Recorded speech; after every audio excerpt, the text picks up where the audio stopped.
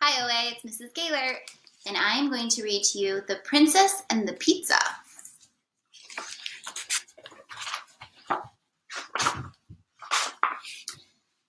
Princess Paulina needed a job. Her father had given up his throne to become a wood carver and moved them to the humble shack in a neighboring kingdom. Since the king was still learning, his carvings didn't sell, and Paulina's garden barely kept enough on the table. Paulina missed princessing. She missed walking the peacock in the royal garden, surveying the kingdom from the castle tower, and doing the princess wave in the royal procession. Paulina tried walking her stray chicken around her shack, but it only pecked at her bare toes. Surveying the kingdom from the shack's leaky roof made even more holes. She tried princess waving to the townspeople from her father's cart, but nobody bothered to wave back. They just thought she was swatting flies.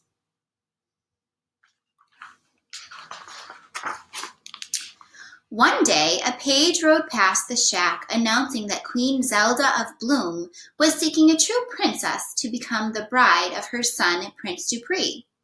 "This is my chance to get back to princessing," Paulina cried.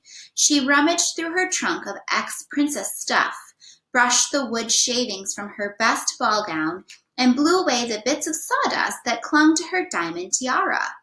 Then she tucked a piece of garlic into her bodice for good luck, snipped some fragrant herbs to cover up the garlic smell, and headed for the castle.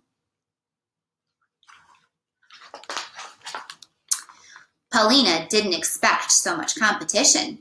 There wasn't another princess for hundreds of miles. But when she got to the Bloom Castle, Paulina found she was one of 12 princesses hoping to become a royal bride. When she looked into her assigned room, Paulina saw her bed piled with 16 mattresses. Oh, for Pete's sake, the old princess and the pea trick? That's so once upon a time.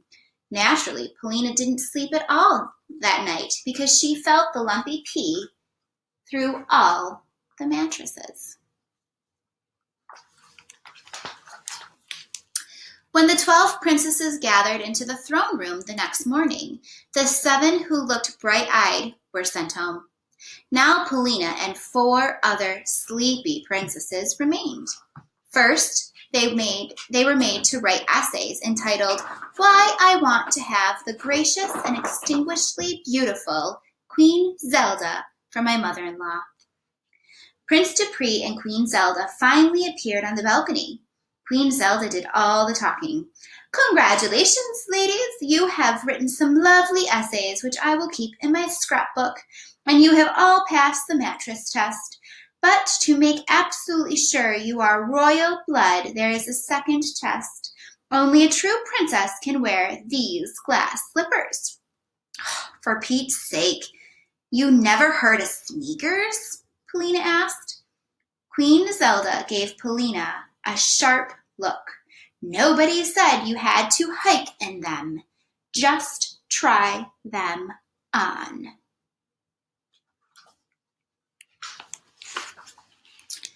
After the royal page made his way around the room with the slippers, 2 big-footed princesses were sent home. Now only Paulina and 2 others remained. One was followed around by 7 strange little men, and the other had such a long braid dragging behind her, Paulina kept tripping over it. "Oh, for Pete's sake, you've never heard of scissors?" Paulina cried. Queen Zelda glared at Paulina. "You have passed the second test.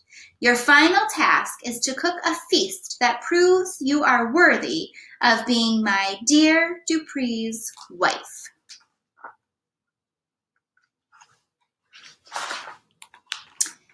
This set up a wail among the princesses, especially Paulina. "For Pete's sake, you have no royal chef?" "Silence," said the queen. "The table holds the makings for 3 fine feasts. Choose well, for the winner will become my Dupree's bride." As Paulina started for the table, the long-haired princess tripped her, then loaded up with food. By the time Paulina got there, the 7 strange little men had run off with everything but some flour, yeast, water, 3 overripe tomatoes, and a hunk of stale cheese.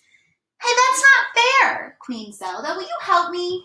No, said the queen, because you have a big mouth. Hi, Luna. A servant escorted Polina to her room and locked the door. Hey, how can I cook without a bowl or spoons or pots? There was no reply. Polina tried to make bread, kneading the flour, water, and yeast together, but it only stuck to the tray in a flattened mess. She squished the tomatoes over the dough to brighten it up. It looked awful.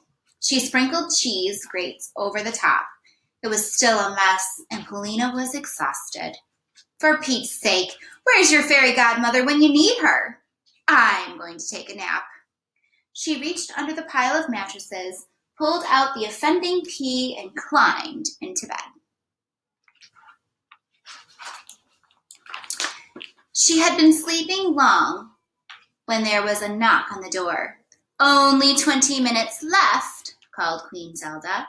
I don't smell anything cooking. I'm not cooking, said Polina. I'm napping. Then I'm going home. You're not going anywhere, said the queen. The losers will be beheaded. Paulina sat bolt upright. Beheaded? You didn't tell us that. I forgot, said the queen. Can't I have a second chance? How about I try to spin straw into gold? Or maybe I could guess a weird little man's name? No second chances, declared the queen. But that's not fair, Polina cried. Who needs to be fair? I'm the queen. Polina leapt out of bed and ran to the window, but it was an unbelievably long drop to the ground. The meal was her only hope. She rushed the tray over to the fireplace, stirred the few remaining hot coals, then crushed her garlic and sprinkled it over the mess for good luck. Finally, Polina tossed the herbs to cover up the garlic smell. Polina paced back and forth, planning her escape. Perhaps she could make a deal with her long-haired princess to climb down her braid. She didn't notice that the goopy dough had browned into crust, the tomatoes were bubbling, the hard bits of cheese had melted, and the fragrance of garlic and herbs filled the room. A page opened the door. Time's up! Polina took a deep breath and carried her tray into the dining room. The other princesses had made lovely feasts, especially the one who had the 7 strange little men to help her. Prince Dupree went right to Polina's tray. It's not pretty, but it smells scrumptious. He helped himself to an unusually generous piece. What do you call this dish? Polina shrugged. I don't know. It can't be an official entry into the contest if it doesn't have a name, said the queen.